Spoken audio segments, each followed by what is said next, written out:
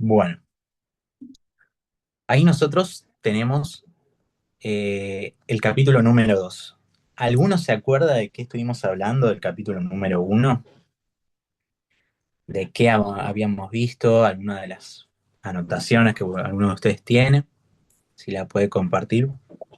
Sí, hablamos puntualmente de lo que fue la salutación de Pablo, del primer capítulo de Primera de Tesalonicense, y hablamos de la salutación, de la gracia, de todo lo que fue el desarrollo del principio de esta carta, Está bien, cómo fue desarrollando la Pablo a través de todo, y eh, hablamos acerca de la gracia. Hablamos acerca del discipulado, hablamos de la conversión de la gente que estaba de recibir, la explicación, de convertirse, de servir, de esperar, y hablamos un bien, poquito también de la venida de nuestro Señor. muy bien, muy bien. Y también se habló de que es la carta a la iglesia que está en Tesalonicenses, que en el Mm, único lugar que Pablo habla así, dando la prioridad que la iglesia es de Dios y del Señor Jesucristo. Bien. muy bien, muy bien. Buen detalle. Bueno, sí, nosotros habíamos visto, ¿no? Un poco de cómo empieza Pablo, ¿no? Y en el versículo 2, acá en el capítulo uno, como si fuese una especie de oración, eh, pero que al mismo tiempo está hablando, ¿no? Con los tesalonicenses acerca de el obrar de Dios, ¿no? Y ahí sí vimos un poquito de el evangelio, del amor que ellos tienen, es algo que Pablo destaca y lo va a destacar a lo largo de toda la carta, es el amor que ellos se tenían, ¿sí? Era una cosa muy notable en ellos, que ese amor, como también habíamos visto, como que se fue expandiendo, ¿sí? A otros lugares, no solamente entre la iglesia, sino en la región, que es también la región de Macedonia, que es en donde está Tesalónica. Y bueno, al final vimos un poco de esto de los dioses que están muertos, a los que ellos antes adoraban, pero que ahora pasan a adorar al Dios vivo, ¿sí? Específicamente a su Hijo, ¿no? Eso es lo con lo cual cerramos nosotros la clase, el hecho de esperar por la venida de Jesucristo, ¿no? Entonces ahora Pablo lo que va a hacer es seguir a otra nueva sección, ¿sí? ¿De qué se va a tratar esta sección? Ahí, si ustedes lo pueden ver, del versículo uno hasta el versículo 8 habla un poco de eh, cómo Pablo se dirigió a ellos. ¿Sí? Si bien va a seguir todo el tema del capítulo 2 e incluso en el capítulo número 3 Pablo va a mencionar cómo él fue a predicar, cómo él se presentó ante ellos. ¿Sí? Entonces vamos a leer. Dice, porque vosotros mismos sabéis, hermanos, que vuestra visita a vosotros no resultó vana. Dice, pues habiendo padecido y siendo ultrajados en Filipos, como sabéis, tuvimos de nuevo en nuestro Dios para anunciaros el Evangelio de Dios en medio de gran oposición. Y acá está haciendo eh, referencia a lo que pasó en Filipos.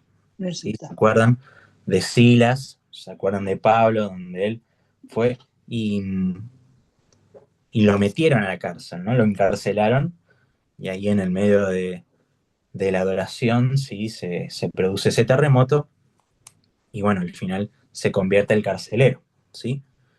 Entonces se está refiriendo a eso, el haber sido padecidos, el haber sido ultrajados, pero que a pesar de ello, ¿sí? Ellos conocieron y fueron receptivos con la palabra de Dios, ¿sí? Pero Pablo lo que está diciendo es cómo él fue, cuál fue su disposición. Y una de las disposiciones fue en medio de las persecuciones, ¿sí?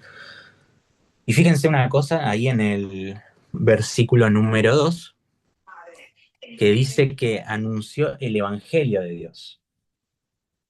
¿Sí? Fíjense que lo que Pablo hizo no fue anunciar cualquier cosa, anunció el Evangelio de Dios.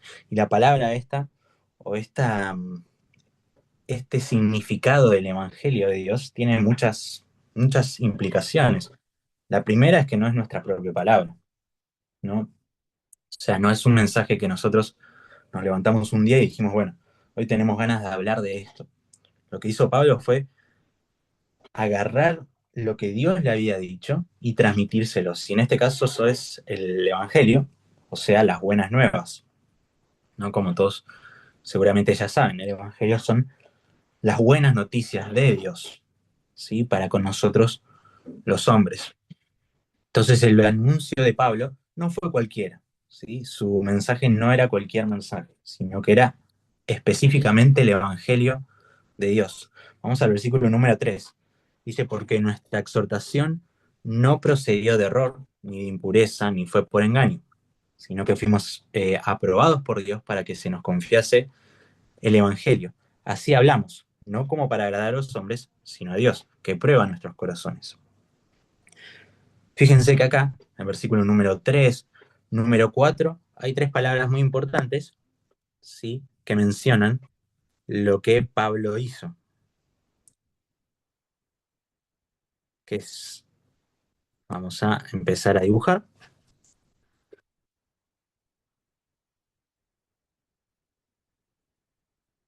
que es el error, impureza o engaño, ¿sí? Pablo no fue con error, impureza o engaño, ¿sí? Cuando nosotros mencionamos o vemos todas estas palabras, vemos el esfuerzo de Pablo que hace para predicar fielmente a Dios, ¿sí? Él no procedió del error, de la impureza, ¿sí? ¿Por qué el error? Porque muchas veces hay personas que predican con error, ¿sí? Ya sea porque lo están haciendo a propósito, porque quieren un beneficio, ¿sí? O porque quieren reconocimiento, etcétera. Pero él no predica con error, predica con la verdad. Después con impureza. Normalmente la palabra impureza se relaciona más con el aspecto sexual, ¿sí? Con el hecho de que Pablo no buscaba ningún beneficio sexual, por así decirlo. ¿Sí? No buscaba eh, tener admiradoras, ¿no? Por así decirlo, para poder, por medio de su mensaje, poder estar con mujeres o tener eh, actos sexuales con otras personas. ¿Sí? Por lo tanto, impureza normalmente, en la mayoría del texto del Nuevo Testamento, se relaciona con la sexualidad. Y no fue con engaño tampoco. ¿Sí? No tenía un objetivo escondido al predicar el Evangelio. Simplemente él lo hacía porque tenía que hacerlo. Sí, él quería hacerlo y tenía la voluntad y tenía la encomienda de Dios de predicar el Evangelio. ¿Sí? Y fíjense que lo que Pablo nos menciona es que ellos, hablando acerca de Pablo, Silas y también Timoteo, ellos fueron aprobados por Dios. ¿Sí? Ellos fueron aprobados por Dios. No predicaba cualquier persona.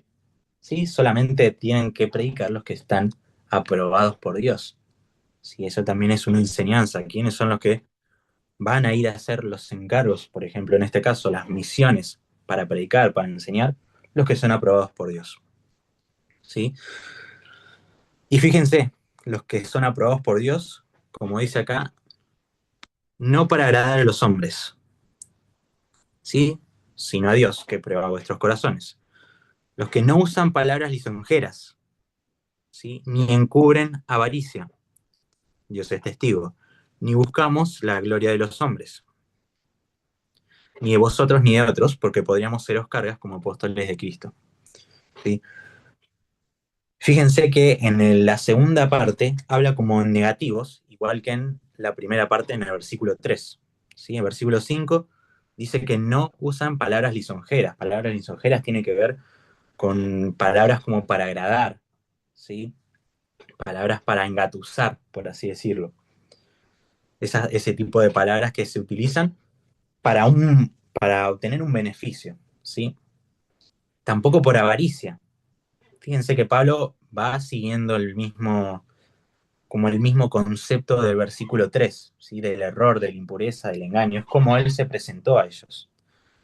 Y en este caso, no con avaricia, ¿sí? No buscando un beneficio económico de lo que eh, del Evangelio, ¿sí? De esa predicación del Evangelio de Dios.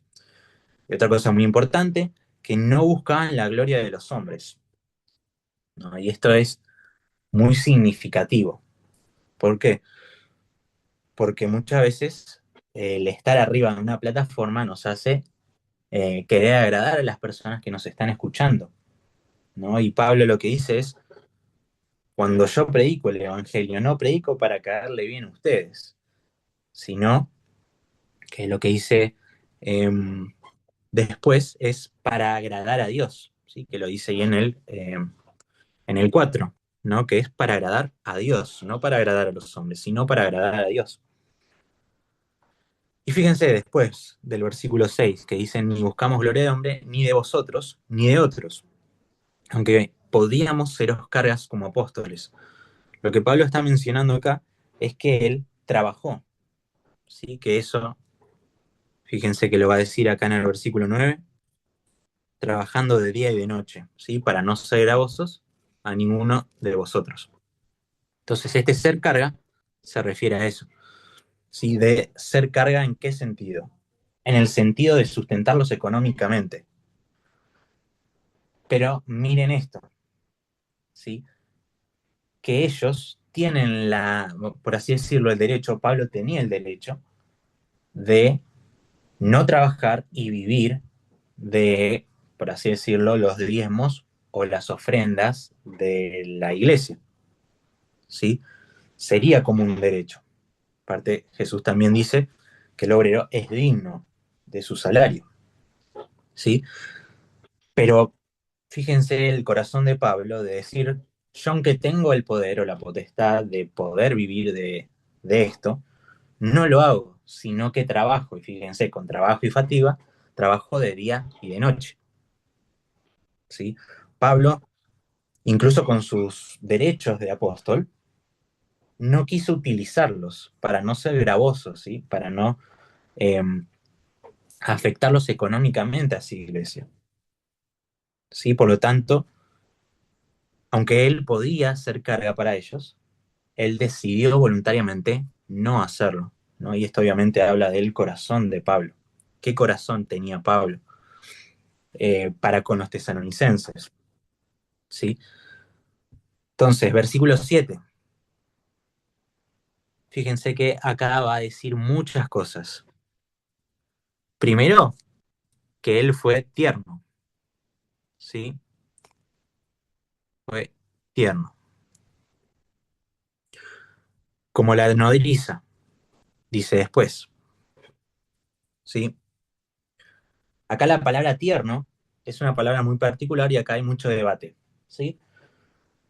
Porque hay dos sentidos en la cual se usa esta palabra que está en el griego, ¿sí? Puede ser tierno como un niño, ¿sí? La palabra tierno en realidad no está en el texto, sino está diciendo tierno. Está diciendo o como niño, ¿sí? O de forma gentil, ¿sí? La palabra tierno es o como un niño o gentil, ¿sí? Y acá hay mucha discusión. Como niño tendría sentido, ¿por qué? Porque ahí en ese versículo 7 al principio dice, tiernos entre ustedes, ¿no? Entre vosotros. Entonces, es como la acción de un niño. Después dice como la nodriza, ¿sí? Sería como una madre. Y si nosotros vamos después, va a decir como padre. Vamos a ver acá, ¿sí? Como el padre a sus hijos. Entonces, tendría cierto sentido interno que sea como niño, después como madre, como padre, ¿no? Como que Pablo está cumpliendo todas esas funciones en esta gran familia de Dios que es la iglesia, ¿sí? Eso tiene cierto sentido. Pero después está la otra opción, ¿sí? Que cuando se habla de tiernos, se está hablando de gentiles. Las dos tienen cierto sentido y las dos tienen el mismo sentido de familia, el mismo sentido de cuidado de Pablo hacia ellos, ¿sí? Los dos tienen sentido. Ahorita copian y después mandan estas cosas, ¿sí? Pero, eh, pero bueno, yo les transmito lo que están en los... Normalmente eso se hace por los papiros, ¿sí? Hay papiros que tienen variantes, ¿sí? Variantes quiere decir una letra, una palabra que cambia, y entonces ahora, hoy en día, no sabemos exactamente cuál fue la palabra original, ¿sí? Esto pasa en el sentido de esta palabra, ¿sí? De la palabra que nosotros vemos en Reina Valera como tiernos, ¿sí? Pero que no es una buena traducción. Ya puede ser o niños o de forma gentil. Entonces, vemos que eh, la forma en la que Pablo se relaciona con ellos, ahora teniendo en cuenta unas referencias familiares, es como nodriza y como padre, ¿sí? Como nodriza quiere decir la mamá, la persona que cuida, ¿sí? En realidad específicamente está hablando de una persona que cuida a un bebé pequeño, ¿sí? Fíjense cómo Pablo tenía esta idea de ellos, que son esa iglesia de Tesalónica, como bebés, ¿sí? Como niños que necesitan ser cuidados, ¿sí? Que cuida con ternura a sus propios hijos. Y Pablo seguramente está pensando en eh, no madre exactamente, sino en una persona que hace la figura de madre. Entonces, ¿qué es lo que hace la figura de madre? Cuida a sus hijos y lo debería hacer como si fuesen sus propios hijos. ¿Sí? Todos nosotros somos hijos de Dios. Entonces, cuando tenemos un líder, un pastor, cualquiera de esos gobiernos, ¿sí? Que nosotros tengamos en la iglesia, deberían actuar con sus miembros y con las personas a las cuales tiene a cargo como sus hijos. ¿Sí? Esa es la idea que tiene Pablo, que no son sus propios hijos, sino que son como los hijos adoptivos, ¿sí? Que es lo que nosotros somos de Dios. Versículo 8. Tan grande es nuestro afecto por vosotros que hubiéramos querido entregarlos, no solamente el Evangelio de Dios, sino también nuestras propias vidas, porque habéis llegado a sernos muy queridos. Y acá vemos el amor, ¿no? El amor que tenía Pablo por esta iglesia, ¿no? Y siempre eh, creo que lo más interesante, ¿no? de leer estas cartas es ver qué es lo que nosotros podamos copiar, ¿no? Y a mí me interesa mucho, es lo que a mí me interesa, o lo que más me interesa es cuál es la actitud de Pablo hacia esta iglesia y qué actitud deberíamos tener nosotros para con la iglesia, ¿no? O sea, nosotros tenemos la misma actitud que Pablo cuando nosotros vemos a la iglesia, cuando nosotros estamos en la iglesia. Y acá es donde Pablo muchas veces parece que va al extremo. Fíjense que dice que él daría también su propia vida. Sí, en ese caso incluye a Silas o Silvano y a Timoteo. ¿Sí? Dice que incluso daría su propia vida. No solamente el Evangelio, que ya es mucho, sino también su propia vida. ¿Por qué? Porque él era les tenía un amor, ¿sí? Adentro suyo por ellos, que les obligaba y los hacía a ellos, a Pablo y a su grupo, incluso dar su propia vida. Sí, y eso obviamente lo podemos ver a lo largo de toda la vida de Pablo, como él, a pesar de las tribulaciones, a pesar de las persecuciones, él sí, seguía y continuaba y iba de un lado al otro, predicando el Evangelio sabiendo que en cualquier momento lo iban a matar, pero eso a él no le preocupaba mucho. Simplemente seguía predicando el Evangelio. Y esto debería ser para nosotros una actitud que tomar. Pasamos al otro, a la otra parte. Versículo 9 al 12. Dice, porque os acordáis, hermanos, de nuestro trabajo y fatiga, trabajando de noche y de día, no ser gravosos a ninguno de vosotros. Os predicamos de vuelta el Evangelio de Dios. ¿Sí? Fíjense que acá Pablo de vuelta está trayendo cuál fue su mensaje central. El Evangelio de Dios. Dice, vosotros sois testigos, y Dios también, de cuán santa, justa e irreprensiblemente nos comportamos.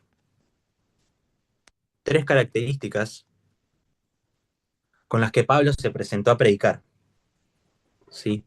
Santa, justa e irreprensiblemente. ¿Sí? 3 características claves del que es testigo de Cristo. Así como nosotros nos tenemos que mover de una forma santa, de una forma justa y de una forma irreprensible.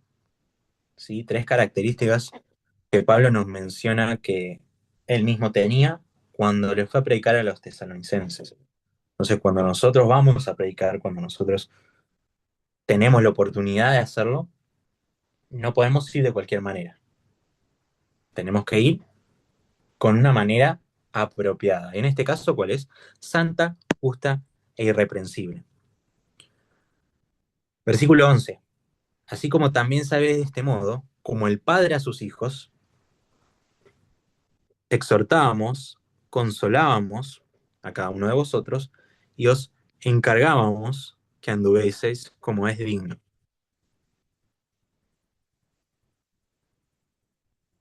¿Sí? Y acá de vuelta, 3 características. ¿Sí? Eh, si ustedes ven en toda la carta, ustedes van a detectar que Pablo usa muchas triadas. ¿Sí? O sea, va a decir 3 cosas o 3 características de lo que él está diciendo. ¿Sí? Acá ustedes lo ven recontra claro. ¿Sí? Que es santa, justa, reprensiblemente, en el versículo 10, y en el versículo 11, 11 y 12, estas 3 características. Entonces, como un padre, como una madre, ¿sí? Y de forma gentil o como un niño. Son 3 características con las que Pablo se presentó a ellos en amor, ¿sí? Como de forma gentil o como un niño, como una nodriza, como una madre y como un padre. Entonces, Pablo nos está dando el modelo que nosotros deberíamos tener cuando nosotros tenemos algo de la iglesia de Cristo a cargo, ¿sí? Ya sea jóvenes, ya sea adultos, ya sea matrimonios, ya sea varones, cualquier lugar en el cual nosotros estemos, independientemente de cuál sea, tenemos que tener estas actitudes o estas cualidades, tener esta mentalidad, ¿sí? De que nosotros cumplimos muchos roles al mismo tiempo, pero todos son con cuidado, son todos con amor. Son Pablo, todos... Sí, buenas noches, perdón que te interrumpa. bueno, Te hago una consulta. ¿Es una característica también de él que siempre enseñe, eduque, dando ejemplos como familia? Por ejemplo, cuando habla en Corintios sobre la leche, siempre veo que toma referencias del el niño, claro, como acá, la familia, ¿no? sí, sí, Eh, sí, Eso, no sé si llamarlos rangos dentro del grupo familiar, ¿no? Donde el claro, padre obviamente es la cabeza y demás. sí, sí, sí, O roles. O roles, exactamente, eso, claro, exactamente. sí, está muy bien. Fíjense, eso está muy bueno, ¿no? Como en realidad eh, toda toda la Biblia nos pone a Dios, ¿sí? Como si fuese un padre, a Israel como sus hijos, ¿sí? Si bien no son la mayoría de las referencias con Israel, como Dios como padre o Jehová como padre, Israel como hijo, pero sí las tiene, por ejemplo, en el Antiguo Testamento. Y en el Nuevo Testamento se repiten muchas veces. ¿Sí? Por ejemplo, Jesús cuando habla de, si ustedes que son malos, o sea, le saben dar cosas buenas a sus hijos, cuanto más el Padre que está en los cielos, ¿no? Puede dar a ustedes todo lo que ustedes necesitan. Entonces, sí, Pablo siempre va a recurrir también como hacía Jesús, ¿no? Va a recurrir a ejemplos de de nuestra realidad cotidiana para poder explicar verdades espirituales. Y en este caso lo podemos ver muy claro, ¿no? Con la figura de la madre, con la figura del padre, con esa figura de una persona gentil o como un niño, depende cómo lo interpretemos ahí.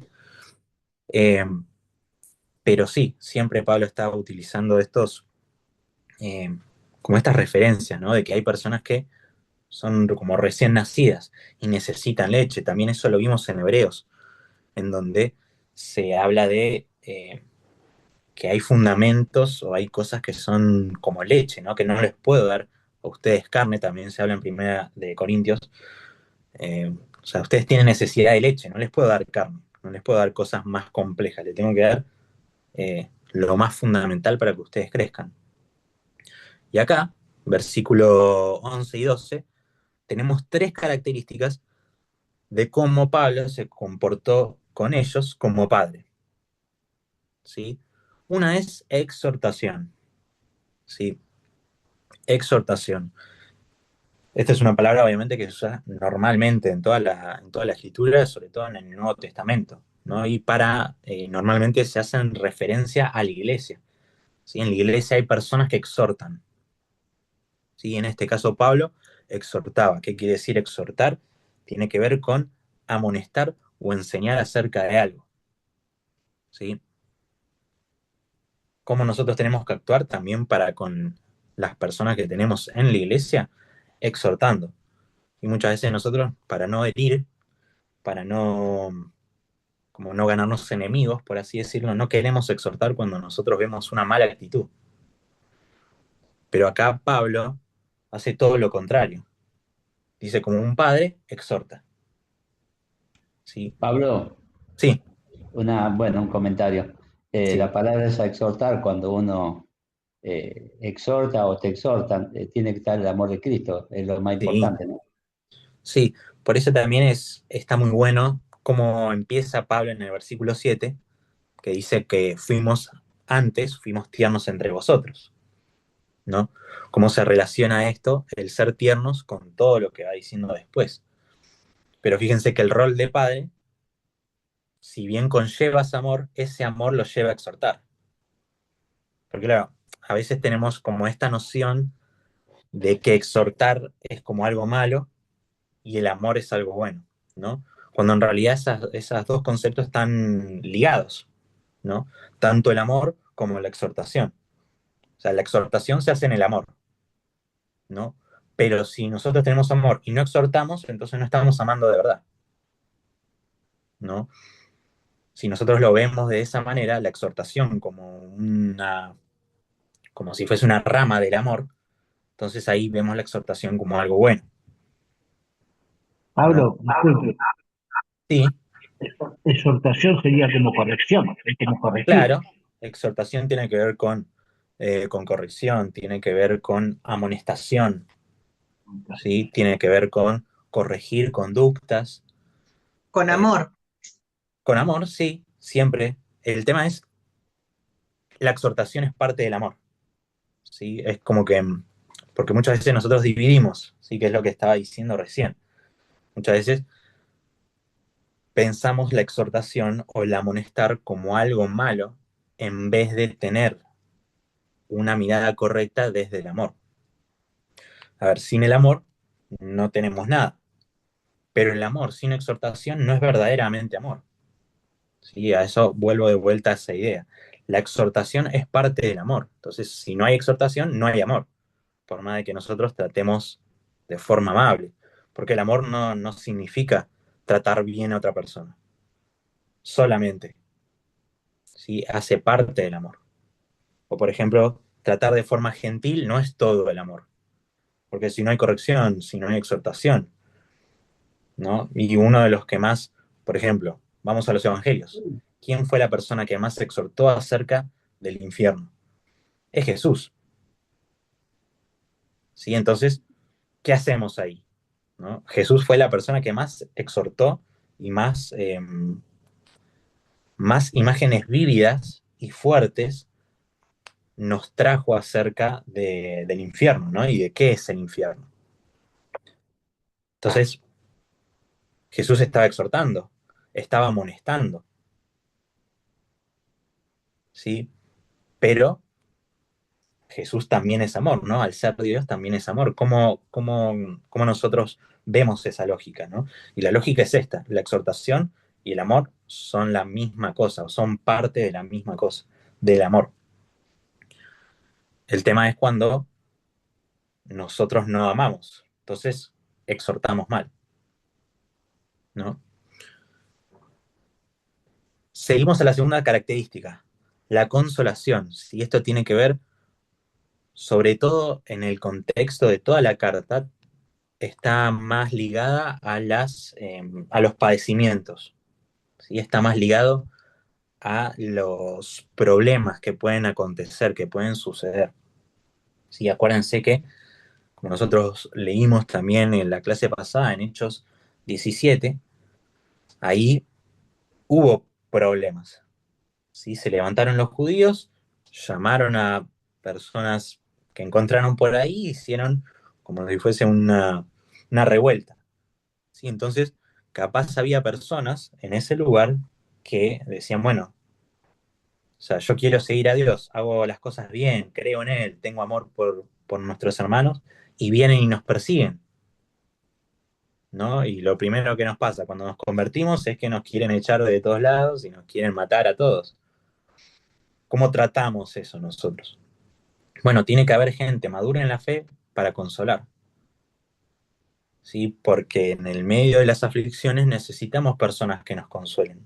Obviamente está Dios, obviamente el Espíritu Santo nos consuela, pero fíjense que el énfasis en todas las cartas del Nuevo Testamento es que la iglesia es un cuerpo orgánico y todo el cuerpo trabaja unos con los otros para un objetivo, ¿sí? Que es para glorificar a Dios. Entonces, la consolación también es deber de cada persona, como en este caso fue el deber de Pablo, ¿sí? Entonces, segunda característica, consolación. Tercera, versículo 12, y os encargamos que anduvieses como es digno. Enseñanza. ¿Qué es lo que hizo Pablo? Enseñó. No solamente exhortó, no solamente consoló, sino que eh, enseñó. Y estas son tres características que nosotros tenemos que tener si nosotros tenemos a cargo cualquier cosa, ¿no? Ya sea desde la gente que va a abrir, está en la puerta de la iglesia y es la bienvenida. Ustedes, los que son líderes de eso, ¿qué tienen que hacer? Tienen que exhortar a las personas que están ahí, tienen que consolar a las personas que están ahí, tienen que enseñarles lo que están haciendo, cómo deben hacerlo, la forma en la que deben hacerlo, pero lo tienen que hacer. Tenemos que tener la misma actitud que tuvo Pablo, ¿no? Acuérdense de lo que vimos en el capítulo 1, cómo se produce ese proceso de imitación, ¿sí? Primero está el Señor, está Cristo, Pablo siendo imitador de Cristo, los tesalonicenses siendo imitador de Pablo, que a su vez es imitador de Cristo, y las otras iglesias imitando el amor de los tesalonicenses, que imitaban el amor de Pablo, que imitaban el amor de Dios. ¿Sí? Toda esa cadena es clave para que ahora nosotros, 1900 años después, podamos vivir eh, de la misma manera que vivía esta iglesia primitiva, ¿sí? Con gente que exhorta, que consuela y que enseña. Entonces, es muy clave que nosotros tengamos en cuenta estas cosas en nuestros ministerios, ¿sí? En donde nosotros, donde quiera que nosotros estemos, tenemos que vivir de esa manera. Entonces, vamos a la última parte del versículo 12. Dice que, y os encargamos que anduvieseis como es digno de Dios, que os llamó a su reino y gloria. ¿Sí? Ahí culmina esa parte de cómo Pablo fue para con ellos, ¿no? Para los tesalonicenses. Vamos a la otra parte. Dice, por lo cual, también nosotros, sin cesar, damos gracias a Dios. Fíjense que damos gracias a Dios es lo mismo que hizo damos siempre gracias a Dios. ¿Sí? Por todos vosotros, dice en el 1 o 2. Pero acá dice, nosotros sin cesar damos gracias a Dios. ¿sí? La actitud de Pablo al escribir toda esta carta es la acción de gracias a Dios, que eso lo vamos a ver bien al final en toda esta sección del versículo 12 hasta el 24. Orad sin cesar, dad gracias a Dios en todo. ¿Sí? Es como que desperdigado por toda la carta, hay muchas secciones en donde Pablo se dirige a Dios y le da gracias, ¿no? Esto debería ser para nosotros un recordatorio de cuándo le tenemos que pedir o dar gracias a Dios, ¿no? En todo tiempo, sin cesar. No es solamente orar, y no es orar mucho, es orar con acción de gracias. ¿Sí? Eso es lo que Pablo nos muestra a lo largo de toda esta carta. Sin cesar damos gracias a Dios de que cuando recibiste la palabra de Dios, otra vez, antes que habíamos visto, el Evangelio de Dios, acá viene la palabra de Dios, que oísteis de nosotros, la recibisteis no como palabra de hombre, sino según es en verdad, la palabra de Dios, de vuelta se repite la palabra de Dios, la cual actúa en vosotros los creyentes.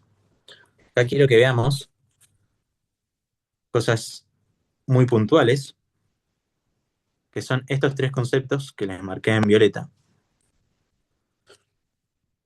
¿Qué es esto? ¿Cómo actúa o cómo debería actuar el humano cuando se encuentra con la palabra de Dios?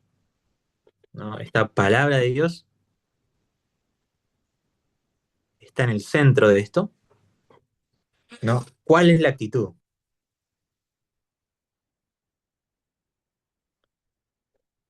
¿Sí? Primeramente, ¿qué es lo que hicieron con esta palabra? La oyeron, ¿sí? Primeramente, la palabra tiene que ser oída. ¿Esto qué quiere decir o qué supone? Que tiene que haber alguien que la predique, ¿sí? ¿Cómo van a creer si no hay quien les predique? ¿Sí? Por ejemplo, lo dice Pablo en Romanos. O sea, la gente tiene que ser salva, ¿sí? Tiene que creer en Cristo, necesita de Jesús para no morir eternamente. Pero para que la gente se salve necesita haber personas que prediquen la palabra de Dios, que enseñen la palabra de Dios, que se emita la palabra de Dios, ¿sí? Si bien muchas veces se predica más con el ejemplo que con la palabra, con el ejemplo no se predica la palabra de Dios. O sea, no hay mensaje con lo que nosotros hacemos. Sí se ven los frutos de lo que nosotros decimos que somos. Pero el Evangelio no está en lo que nosotros hacemos, porque el Evangelio es la palabra de Dios, es algo externo a nosotros. La predicación es clave porque sin predicación no puede haber salvación. El mundo no aprende por ósmosis, o sea, no aprende por vernos a nosotros simplemente. El mundo no va a creer solamente por vernos. Puede glorificar a Dios, puede decir, wow, quiero tener esto. Pero si en esa curiosidad de saber qué es lo que pasa en la iglesia, cómo pueden tener tanto amor los unos con los otros, no se predica el Evangelio, entonces esas personas no pueden ser salvas. La salvación viene únicamente por la palabra de Dios. Fíjense que dice oír. Si este oír obviamente no tiene que ver con sentarse y escuchar. Si este oír involucra y está muy ligada a la palabra Shema, ¿sí? Que es la palabra en hebreo para oír. ¿Sí? Oye, pues Israel. Eso no habíamos visto en Historia 1, ¿sí? Cuando vimos en Deuteronomio que está el Shema, que es la oración típica judía que la repiten todos los días, que es Oye, pues Israel, eh, nuestro Dios uno es, o sea, Jehová es uno. ¿Sí? Y esa palabra oye, la primera palabra, es Shema, que es oír. Y oír no es solamente escuchar, ¿sí? Es poner en acción lo que uno está escuchando.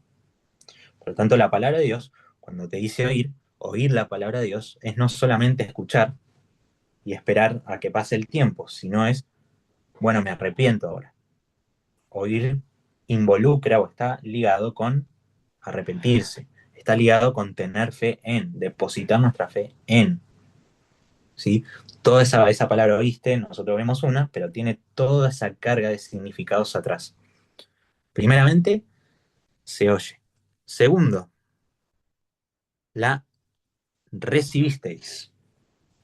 No solamente la oyen y la ponen en acción, sino que la mantienen, la guardan, ¿sí? Eso tiene que ver. Pablo, Sí, perdón, cuando comentabas lo de oísteis, ¿es hacer metanoia ahí? sí, O también. estas tres palabras es la metanoia? Bueno, cuando nosotros hablamos de arrepentimiento, podemos hablar en varias maneras. Y no solamente con arrepentimiento, sino con la santificación. Después, cuando lleguemos al capítulo 4, creo que tenemos tiempo, ahí vamos a ver un poco de cómo es el proceso de salvación, ¿sí? Porque la metanoia, que es el arrepentimiento, ¿sí? La palabra para arrepentimiento, que es el cambio de mentalidad o cambio de la forma de pensar específicamente, eh, está, está mezclada en todo esto, ¿sí? Si ustedes quieren saber más, en latín se habla de el ordo salutis, ¿sí? El ordo salutis se llama o se le llama el orden de la salvación. Y va a cambiar de acuerdo a si somos arminianos o si somos calvinistas, por ejemplo, ¿no? Hablando a grosso modo. ¿Cómo es el orden de la salvación? ¿Sí? Eso es lo que se va a preguntar muchas personas a lo largo de toda la historia, ¿no? ¿Cómo es el proceso de salvación? Creemos, o sea, escuchamos, creemos, somos transformados, somos santificados y vamos a ser glorificados, ¿no? O somos hechos nuevos, después creemos, ¿sí? O somos transformados primero, después podemos creer, después somos santificados y después somos glorificados. Todas esas debates que están muy buenos, me encantan, vamos a tratar de verlos un poquito por arriba eh, en el capítulo 4, ¿sí? Que es con las exhortaciones ya morales, ¿sí? Pero, para responder tu pregunta, tiene que ver, la metanoia no es solamente un punto en específico, sino que va a ser, o yo prefiero vincularlo con la santificación como un proceso, ¿sí? La santificación como un proceso. Y ahí se da la metanoia. Perfecto. Es como que no es solamente, el arrepentimiento no es solamente un acto, ¿sí? Es una vida de cambio de mentalidad. Esa sería mi respuesta. Entonces, Gracias, primero, Pablo. de nada. Entonces, primero, oír, luego recibir y tres, actuar, ¿sí? Muy clarito. Eh, Acá podemos ver cómo va actuando esa palabra. Porque fíjense que esta palabra, o esto de actuar, no es algo que nace de nosotros. ¿Sí? Quiero que ustedes lo vean bien, no nace de nosotros. Viene, no como la palabra de hombre, versículo 13, no como palabra de hombre, sino según es en verdad la palabra de Dios, la cual actúa. ¿Cuál es la que actúa? Es la palabra de Dios actuando en vosotros los creyentes. Fíjense que las buenas obras que nosotros hacemos, el origen no es en nosotros, es la palabra de Dios actuando en nosotros, ¿sí?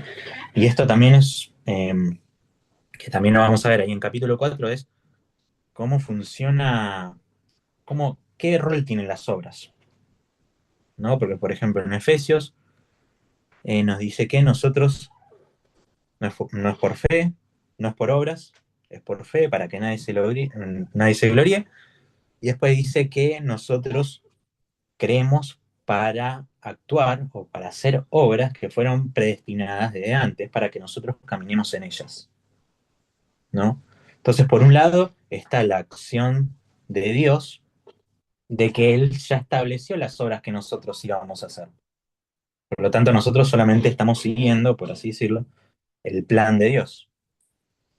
Y por otro lado es la palabra que actúa en nosotros, ¿sí?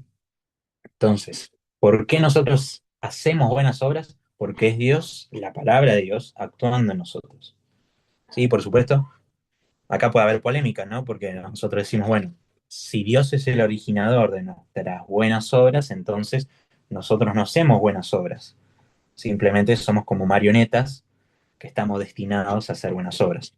Y ahí tenemos un debate, el típico debate de hace por lo menos 1800 años, de predestinación o libre albedrío. O sea, ¿somos libres o estamos predestinados para hacer distintas cosas? Acá Pablo solamente nos menciona que es la palabra de Dios que actúa en nosotros. ¿Sí? ¿Para qué? Para que nosotros hagamos. ¿Sí? Eso es lo que nos va a enseñar Pablo en esta sección.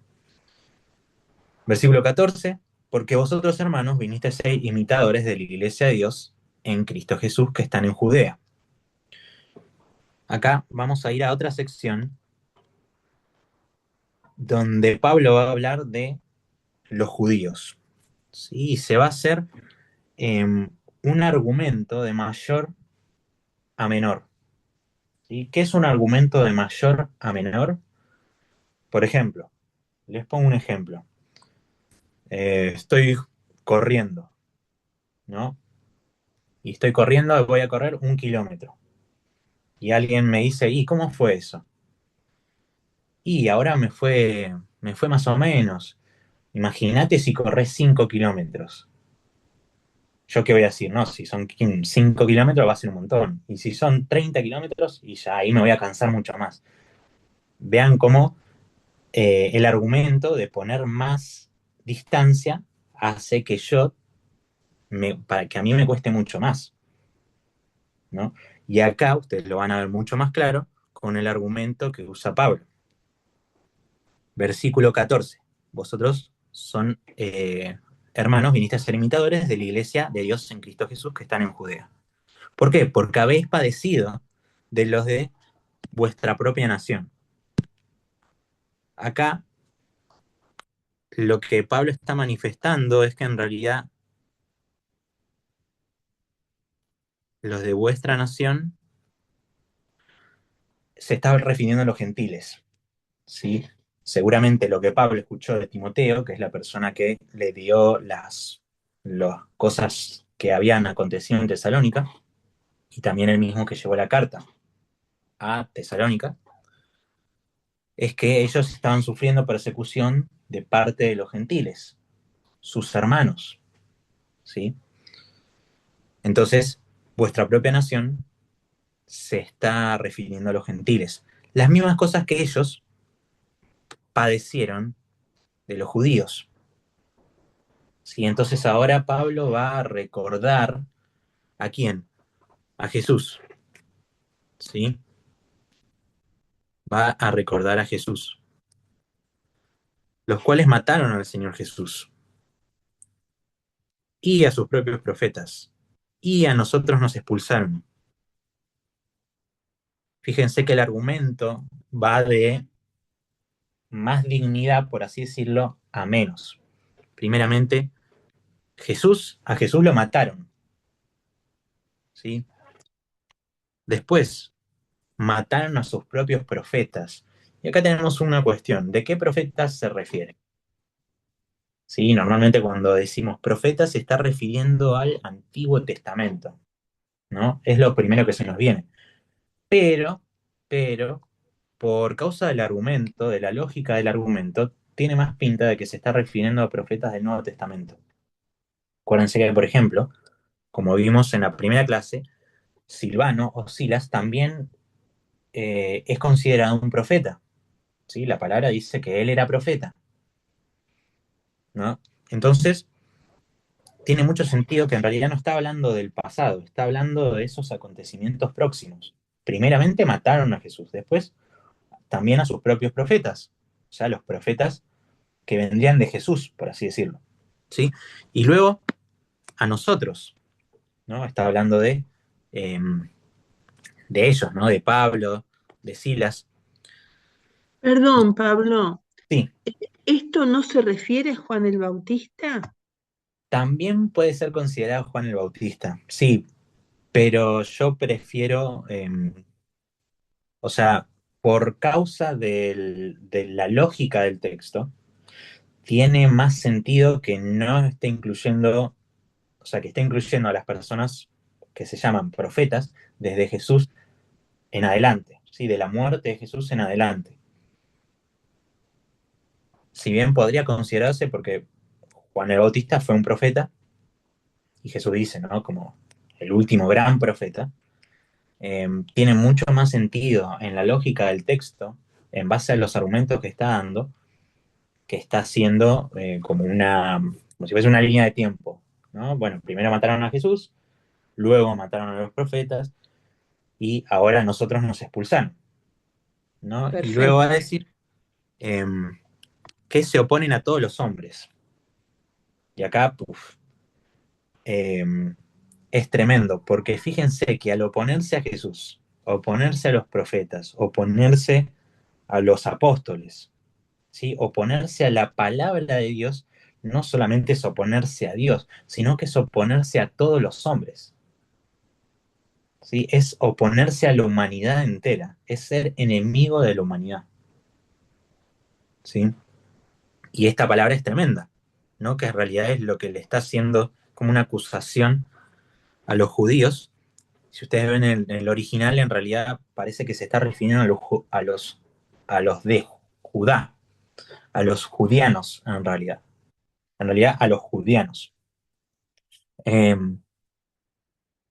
pero fíjense qué particular o qué gravedad tiene el oponerse a la palabra de Dios. El oponerse a la palabra de Dios es oponerse a toda la humanidad, no solamente a Dios, sino también a toda la humanidad. Eh, por eso también cobra mucho más sentido cuando la palabra nos insta a amar a Dios y amar al prójimo, ¿sí? Si nosotros amamos a Dios, amamos su palabra. Y como nosotros amamos su palabra, entonces no nos oponemos a todos los hombres, sino que amamos a todos los hombres porque predicamos la palabra de Dios. Entonces, si nosotros no predicamos la palabra de Dios, entonces nos oponemos a todos los hombres. Fíjense que es un contraste muy marcado. Entonces, estos judíos, o los judianos, mataron al Señor Jesús, a los profetas, a Pablo y Silas los expulsaron y se oponen a todos los hombres. ¿Sí? ¿De qué manera se oponen? Bueno, impidiendo hablar a los gentiles para que estos se salven. Sí, obviamente, eh, el énfasis que hace Pablo acá está en la salvación de los hombres, ¿no? Y al impedir todo eso, están impidiendo que los hombres se salven. Y acá dice, así colman ellos siempre la medida de sus pecados, pues vino sobre ellos la ira al extremo.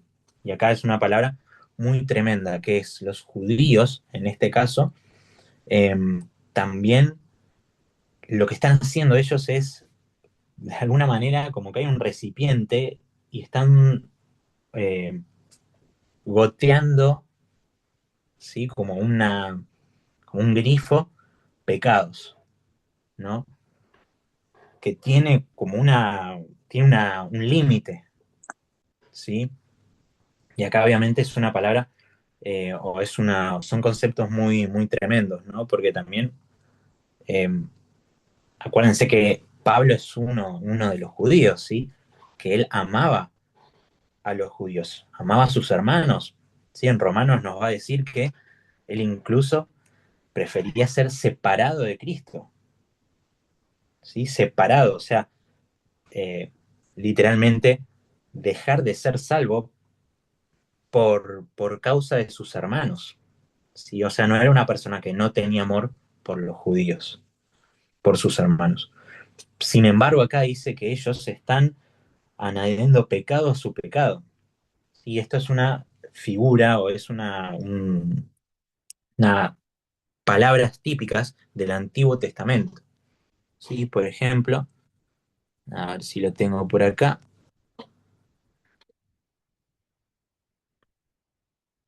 En Génesis 15, Eh, ahí, uy. Ahí en Génesis 15, 16, dice, y en la cuarta generación volverán acá, porque aún no ha llegado a su colmo la maldad del amorreo hasta aquí. ¿Sí? Entonces, lo que acá está diciendo lo mismo, ¿no? Los amorreos tenían como si fuese una fecha de caducidad de su maldad. No podían hacer eso continuamente, tenían un límite, ¿no? Y Pablo acá está diciendo que los judíos siguen haciendo eso, pero que van a tener un límite, ¿sí? Eso es lo que nos menciona Pablo acerca de los judíos. Ahora, pasemos a la siguiente parte, ¿sí? Esta la vamos a mirar por arriba, ¿sí? Dice, pero nosotros hermanos, separados de vosotros por un poco de tiempo, no pasa nada, bienvenida a la clase. Pero vosotros, hermanos, separados de vosotros por un poco de tiempo, de vista pero no de corazón, tanto más procuramos con mucho deseo ver vuestro rostro. Por lo cual quisimos ir a vosotros. Yo, Pablo, ciertamente una y otra vez, pero Satanás nos estorbó. Acá nosotros podemos ver el amor de Pablo de vuelta por los tesalonicenses. Ahí hay una preocupación. Sí, Pablo lo que estaba preocupado, lo que estaba angustiado, era qué había pasado con los de Tesalónica. ¿Sí? ¿Por qué Pablo quería tanto verlos? Porque quería saber cómo estaban. Vamos a ver eh, cómo Timoteo va a tener parte en eso. ¿Sí? Pero acá vemos el amor de Pablo por los tesalonicenses, que él no estaba no estaba tranquilo hasta saber de ellos, de que ellos estaban bien. ¿Sí? Y este es el amor que tenía Pablo. Y fíjense que dice que Satanás los estorbó. ¿Sí? Satanás nos estorbó a nosotros. Pero vamos al 19. Si ustedes quédense con esto, dice que Satanás los estorbó. Pero dice, pero ¿cuál es la esperanza, o gozo, o corona de que me gloríe? ¿No lo sois vosotros delante de nuestro Señor Jesucristo en su venida? Vosotros sois nuestra gloria y nuestro gozo. Acá está muy marcado cómo Pablo ama y cuál es la posición que tiene Pablo acerca de ellos. ¿Sí?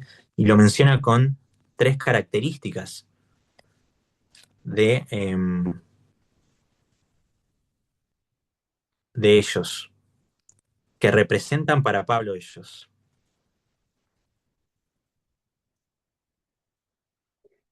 ¿Cuál es la visión que tiene Pablo de esa iglesia?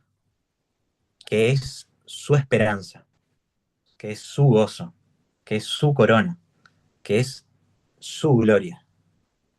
¿Sí? Eso es lo que representa la iglesia para Pablo. Representa esperanza, ¿por qué?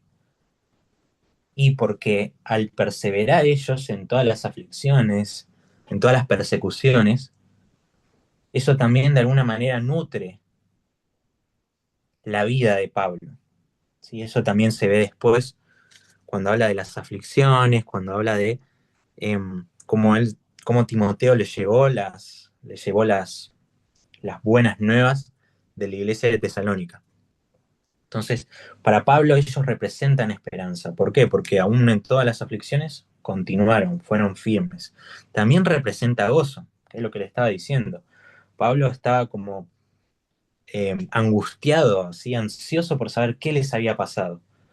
Pero cuando Timoteo llega, ¿no? Con las noticias, entonces Pablo tiene gozo.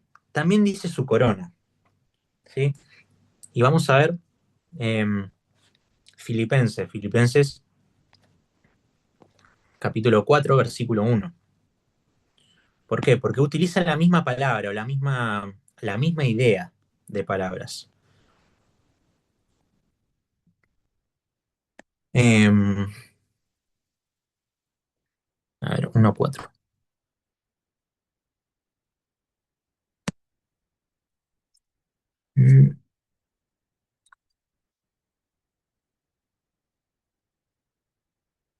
A ver dónde está.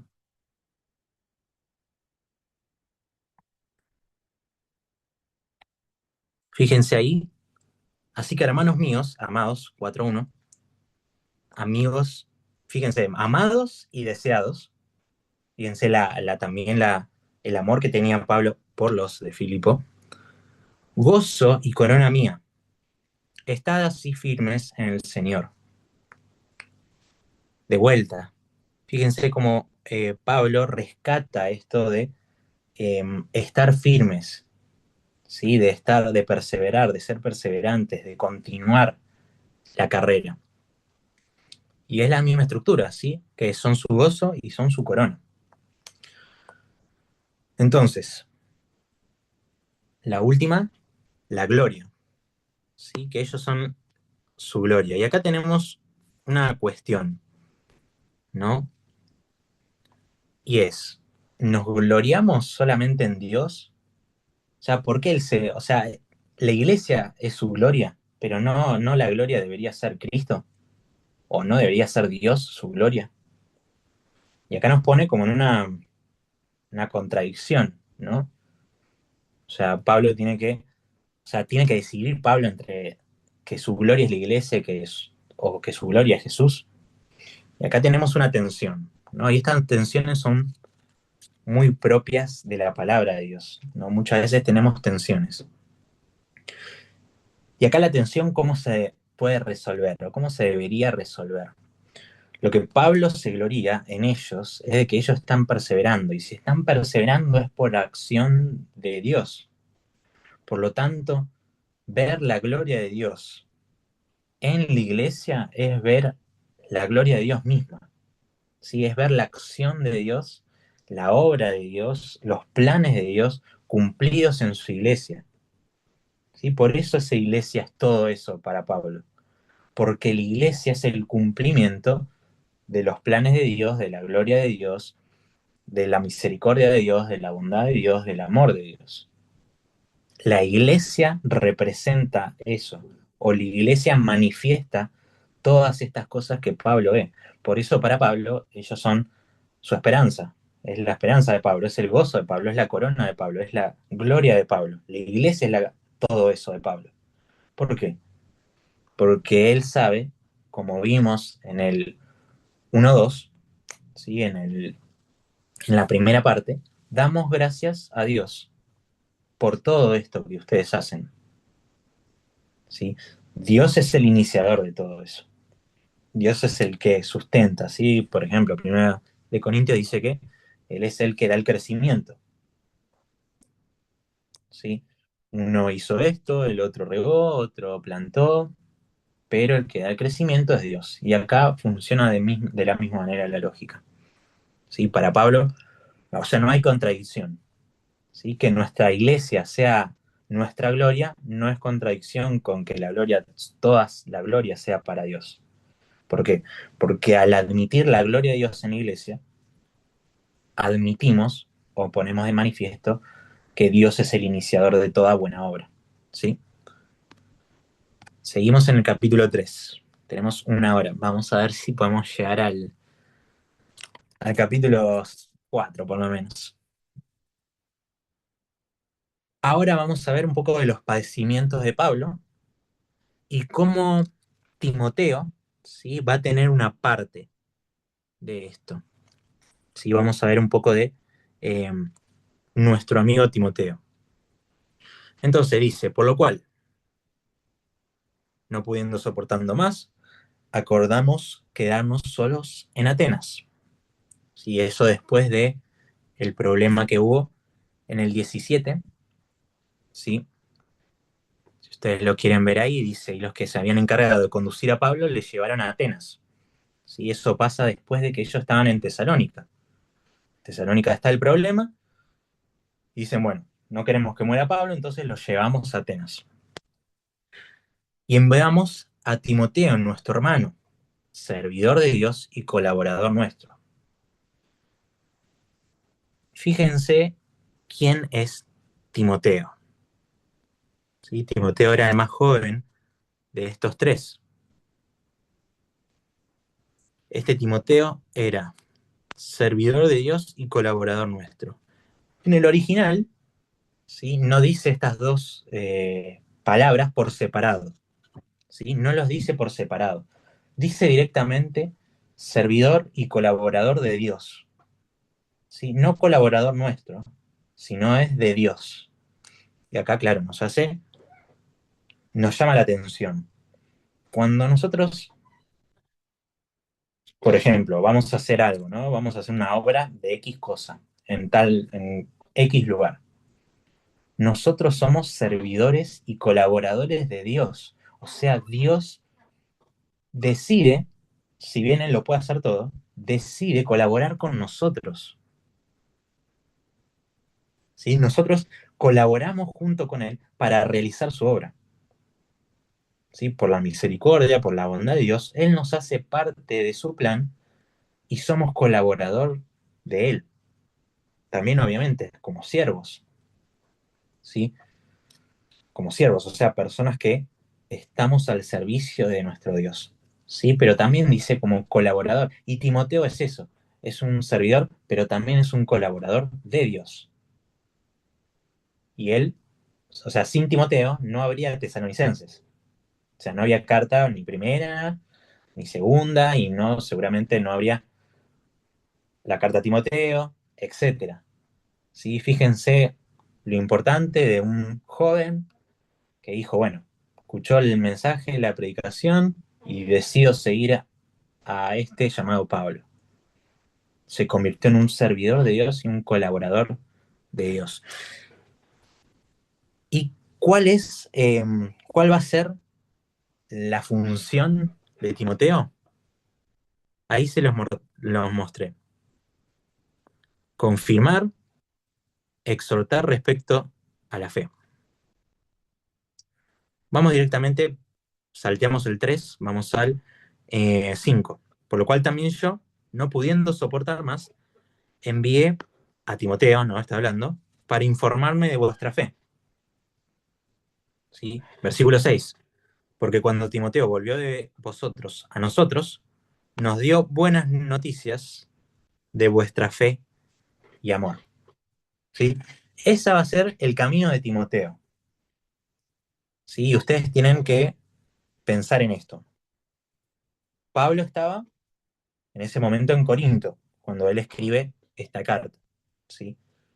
Ustedes van a ver todo el tema de Corinto desde el capítulo 18, versículo 1, hasta el 18, si no recuerdo mal, donde vamos a ver lo que Pablo hizo en Corinto, y dice que él estuvo 1 año y medio, ¿sí? 1 año y 6 meses en Corinto.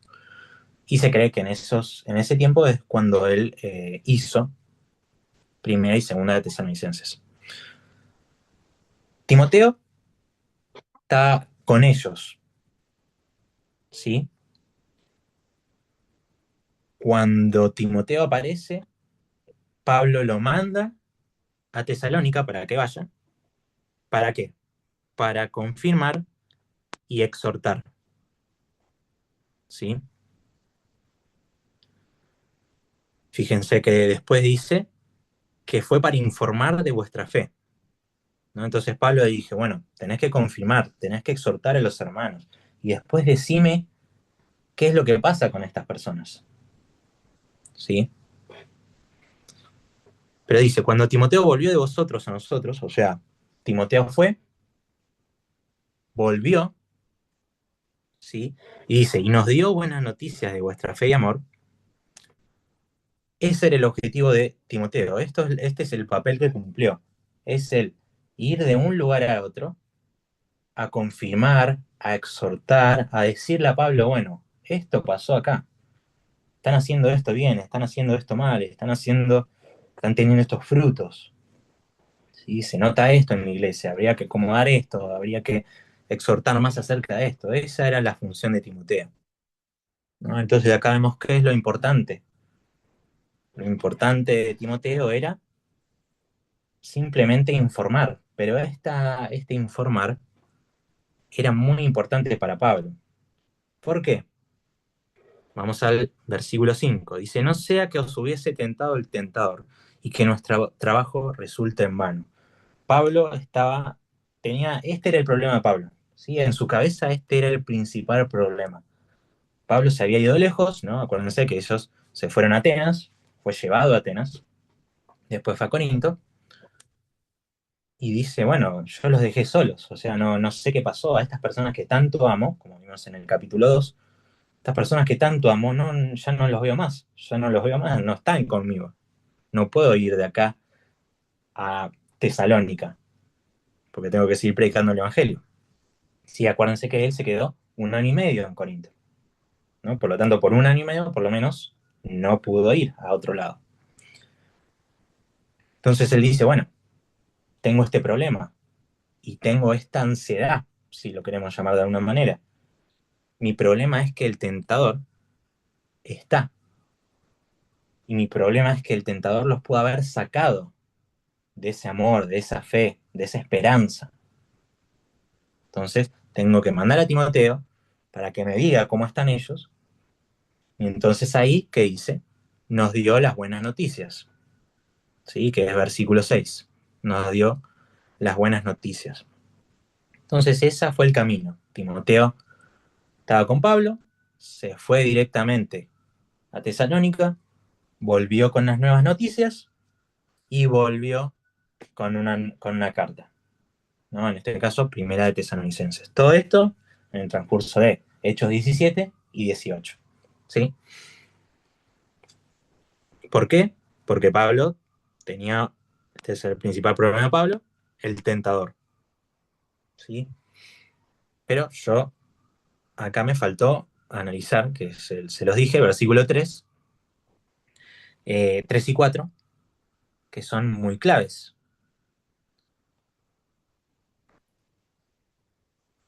Que es una parte incómoda, ¿no? ¿Por qué? Ahora la vamos a leer. Dice, a fin de que nadie se inquiete por estas tribulaciones, porque vosotros mismos sabéis que para esto estamos puestos. ¿Para qué estamos puestos nosotros? O sea, ¿para qué existimos? ¿Para qué predicamos? ¿Para qué hacemos todo esto? Para ser tribulados. Y acá es donde se nos vuelan todos los papeles, ¿no? Porque muchas veces, como ya les dije muchas veces, predicamos un evangelio débil, ¿no? Un evangelio de buenas intenciones, ¿no? De como que Dios quiere lo mejor para nosotros y quiere darnos posesiones y quiere darnos salud y quiere darnos todas estas cosas. Pero fíjense lo que dice Pablo, que nosotros estamos puestos para tribulaciones. Y ahí decimos, wow, ¿no? Entonces, de vuelta, ¿cómo armonizamos estas tribulaciones con el tentador? O sea, ¿es el tentador el que nos atribula? ¿O el que nos trae tribulaciones? ¿O es Dios el que nos pone para tribulaciones? Y ahí se nos vuela la cabeza, ¿no? Y eso es muy difícil. ¿Cómo nosotros podemos conciliar entre Satanás tentando y Dios poniéndonos para que estemos atribulados? Y acá tenemos una de las preguntas más grandes de toda la fe, ¿no? Por ejemplo, lo vemos en Habacuc, ¿no? Cómo los malos prosperan, lo vemos a lo largo de todos los salmos, cómo los justos prosperan y yo que soy justo no prospero, sino que la vivo peor de lo que viví antes, ¿no? Todas estas tensiones a mí me encantan, pero tenemos que navegarlas con sabiduría. Sí, obviamente, no digo que ahora vayamos a Irán y empecemos a predicar a todos lados para que nos maten, para que estemos tribulados. Entonces ahí cumplimos la misión de Dios o el objetivo de Dios. Pero sí que nosotros tenemos que tener una mente abierta y decir, yo no vine a esta vida para pasarla bien simplemente. Vine con un objetivo y en ese objetivo, en ese camino que nos da Dios, en el medio están las tribulaciones. Nos gusten o no, querramos o no, nos parezca bien o nos parezca mal. Tenemos que pasar por tribulaciones. ¿Sí? Tenemos que hacerlo. Es una de Pablo, las cosas que nos dio Dios. pero la Sí, misma palabra dice que estamos con el Señor, Él nos ayuda y demás, pero no es que vamos a tener todo color de rosa. claro, exactamente. Y es esto, ¿sí? También la palabra nos dice que es necesario que nosotros pasemos por muchas tribulaciones para entrar al reino de Dios. ¿Sí? Entonces las tribulaciones no son una opción, son justamente un resultado de ser salvos. ¿Sí? Esto tiene que ser, tiene que estar en nuestras cabezas, ¿sí? Porque si no, nosotros no creemos esto, entonces le predicamos mentira al mundo, ¿no? Les prometemos cosas que no se van a cumplir. Por eso es muy peligroso tener esa mirada tan buenista de Dios y del camino de Dios. Y debemos Pablo, tener una mirada realista. Sí, esta tribulación es para todos, tanto como sí, para líderes como sí, sí, para toda sí. la iglesia sería. Es para toda la iglesia. Es que la iglesia se va, por así decirlo, refinando por medio de las tribulaciones. O sea, son claves. Son claves, sí, también. Nuestro carácter, nuestra fe, todo lo que, todo lo que verdaderamente es sustancioso, es importante para Dios, se gana a través de tribulación. O sea, nuestra salvación se consiguió por medio de la tribulación más grande que hubo en la historia de la humanidad, que es los padecimientos de Jesús. Y de vuelta, vamos al argumento de mayor a menor, ¿no? Que nosotros vimos antes.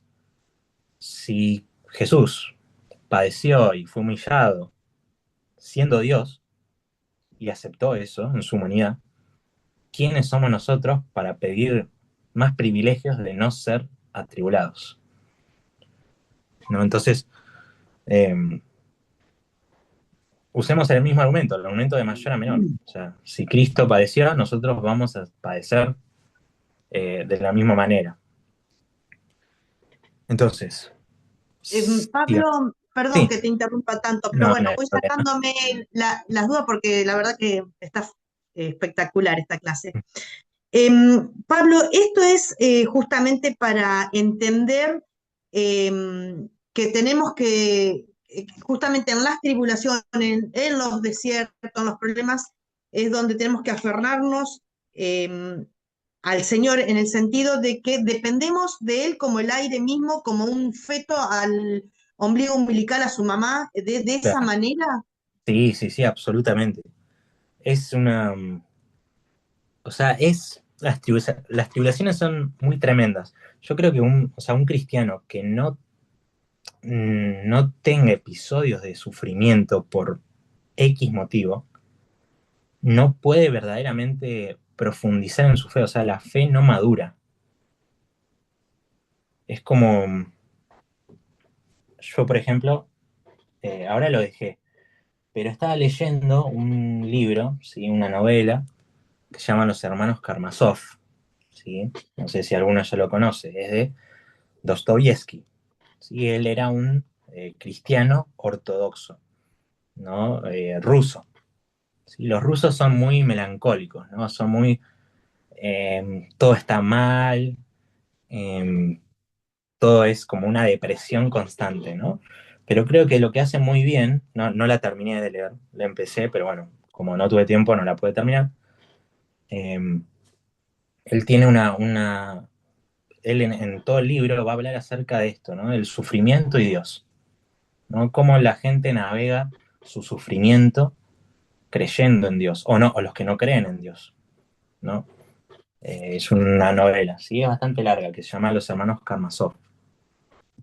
Entonces, yo creo que si bien él es muy melancólico, muy depresivo, creo que eh, muestra muy bien lo que es la vida del cristiano. La vida del cristiano se va forjando a través del sufrimiento. ¿Sí? Por ejemplo, si nosotros no, por así decirlo, no sufrimos por el pecado, por nuestro propio pecado, entonces no vamos a dejar nunca ese pecado.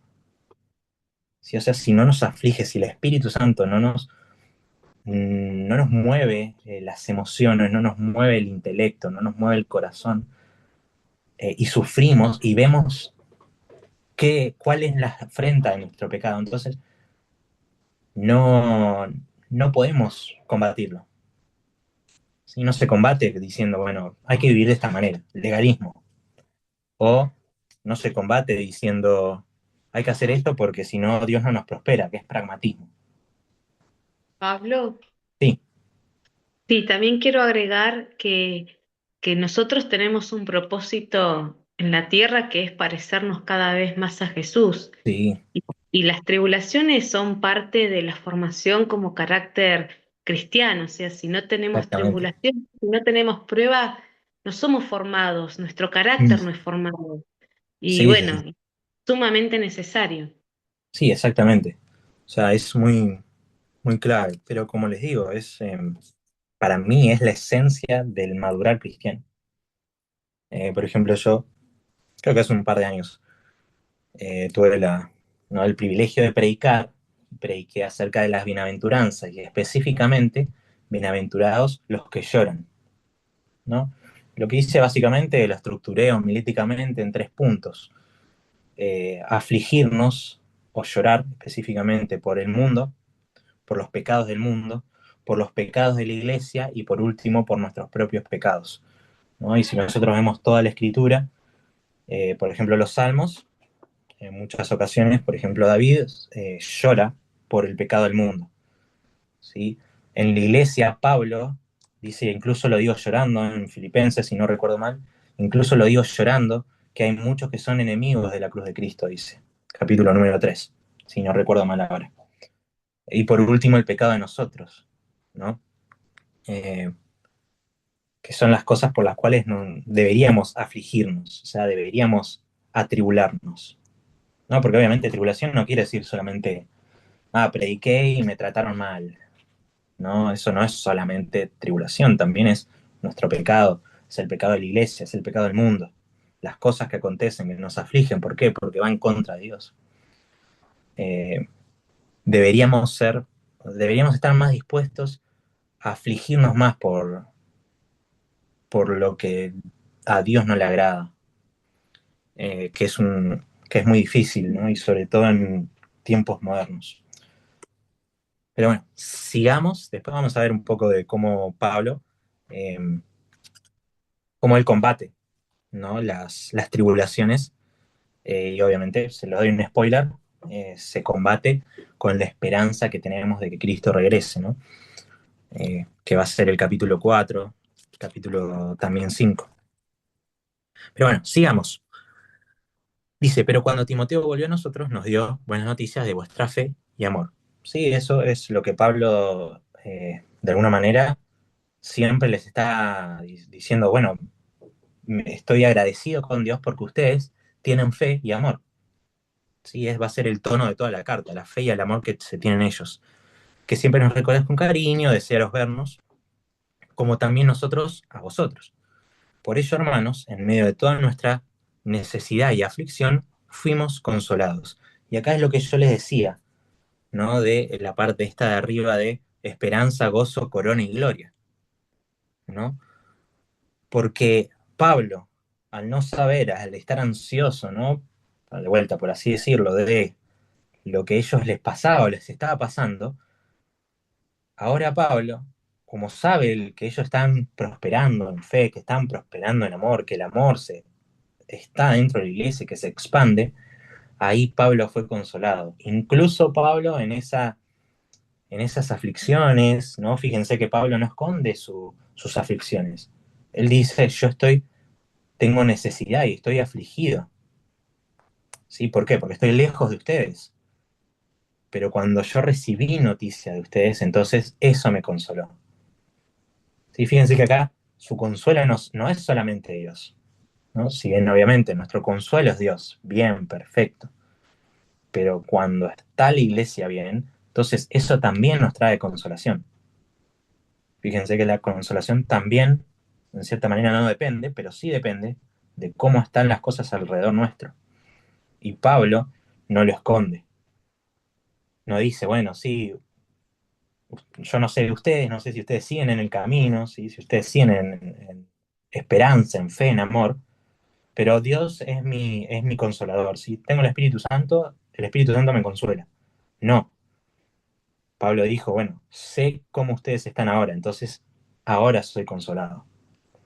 Fíjense, no menosprecia a la iglesia, no menosprecia el obrar de Dios en otros lugares.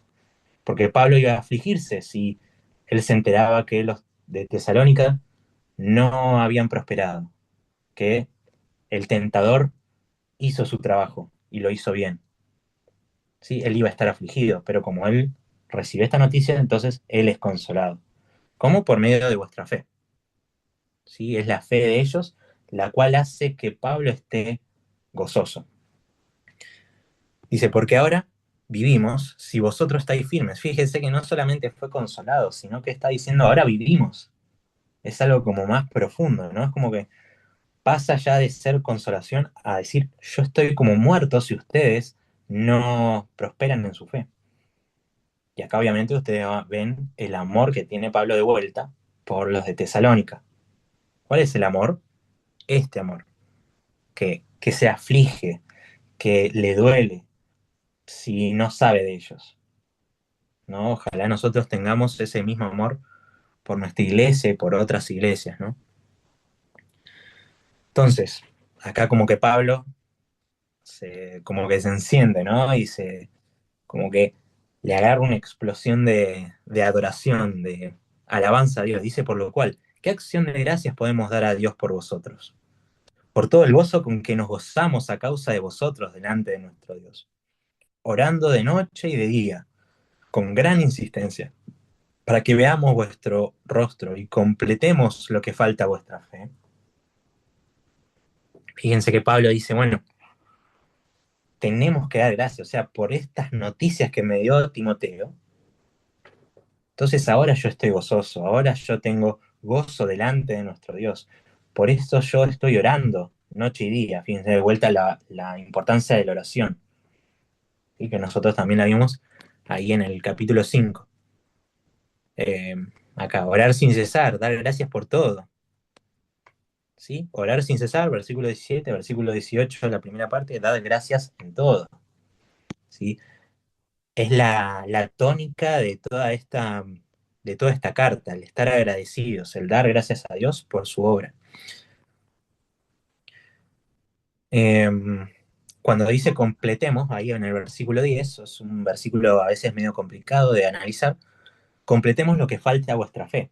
¿Qué quiere decir? Que la fe no, o sea, que hay como cosas que faltan a nuestra fe. Bueno, seguramente lo que se está refiriendo es a capaz acciones, ¿no? A cómo obrar en ciertas situaciones y a ciertas enseñanzas o doctrinas. ¿Sí? Eso es lo que dice para que falte en nuestra fe. Por eso nosotros tenemos que seguir creciendo en nuestra fe. Tenemos que prosperar en nuestra fe. ¿Cómo lo hacemos esto? Y sabiendo de qué manera tenemos que actuar en tal o cual situación, ¿no? Eso es obviamente tiene que ser la tarea de la gente que aconseja y que disipula. Pablo, Sí, tiene un signo de pregunta ahí. sí, sí, sí, Ah, ok. sí, sí, sí. Pero tiene que ver con esto, ¿no? En realidad lo que está haciendo Pablo es utilizar la pregunta como un recurso del lenguaje para decir, ¿qué acción de gracia? O sea, ¿qué tantas gracias le puedo dar a Dios? ¿Sí? Es como una pregunta retórica, ¿sí? No está preguntándose, sino que está diciendo, ¿qué puedo hacer con todo este gozo? O sea, no puedo hacer nada, nada más gloriarme, ¿no? Ese es como es la respuesta de Pablo que quiere a esta pregunta. ¿Sí? Es gloriarse en oración, en la alabanza por la obra de Dios, ¿no? Entonces cuando dice, Pablo, gloriarse en el prójimo, que justamente un mandamiento muy importante claro, que el Señor nos dejó, ¿no? claro, y también tiene que ver con lo que vimos antes, ¿no? Este hecho de, ¿en qué se gloría Pablo? Se gloría en la iglesia, ¿pero por qué? Y justamente por todo esto, ¿no? O sea, si bien la iglesia es su gloria, también la gloria viene porque es la gloria de Dios en la iglesia, manifestada en la iglesia. Y eso es muy interesante, ese pensamiento. Entonces, acá lo que dice Pablo es, bueno, capaz ese completar la fe tiene que ver con ese tema, ¿no? Conseguir que ellos crezcan en todas esas cosas. Mas el mismo Dios y Padre nuestro y nuestro Señor Jesucristo dirija nuestro camino. Ahí empieza una oración, ¿sí? Esto es una En el versículo 11 empieza una oración. No pasa nada, Andrea. Empieza una oración, ¿sí? Versículo 11. Ahora, como que en la misma carta, deja de dirigirse a las personas a las cuales le está escribiendo y dirige sus ojos a Dios, ¿sí? Dice, más el Dios, el mismo Dios y Padre nuestro y nuestro Señor Jesucristo, dirija nuestro camino a vosotros, ¿no? El anhelo de Pablo, que ya les dije, era que él quería ir con ellos, pero bueno, por muchas cosas no pudo, ¿sí? Él no podía, pero él quería. Entonces él le pide a Dios, ¿no?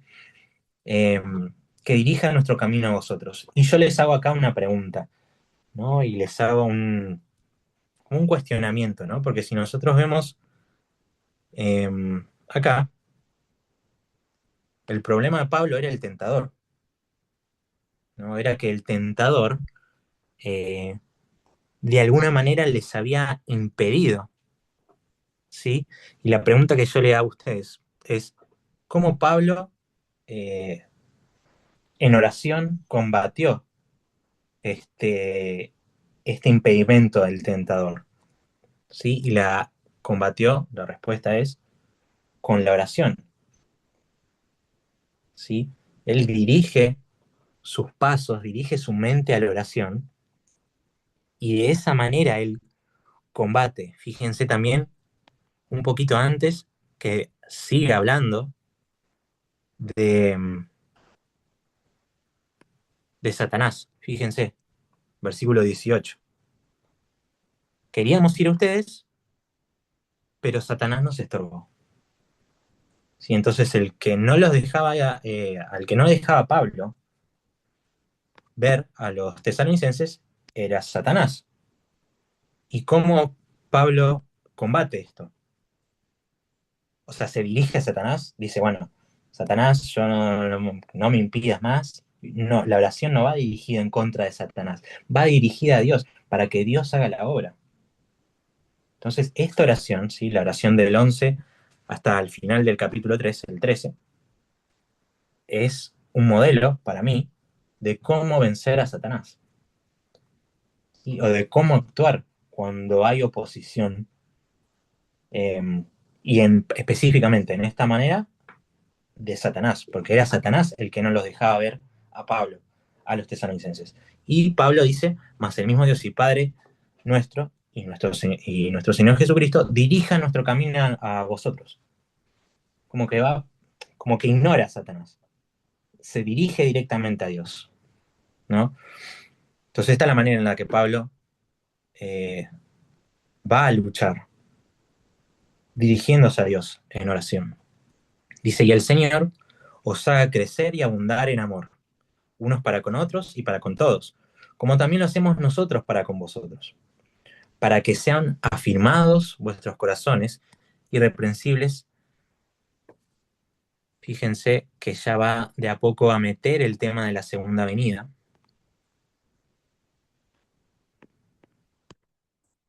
Primera característica que pide Pablo, que crezcan y abunden en amor. Y el otro, que sean afirmados vuestros corazones irreprensibles en santidad. Dos características importantísimas que Pablo menciona en su oración: que crezcan y abunden en amor, y que sus corazones, ¿sí?, sean irreprensibles en santidad. Santidad y amor, ¿sí? Dos características que hacen al cristiano un cristiano, ¿sí? El amor, primeramente, y la santidad. Obviamente, acerca del amor, que dice Pablo, que ellos crezcan y abunden, ¿no? Tiene que ver con esta idea de planta, ¿no? El amor es como si fuese una flor que va creciendo y se va haciendo más grande y se va haciendo más linda y empieza a crecer, ¿sí? Empieza con una semillita y empieza a crecer el amor. Entonces esa es la idea de Pablo.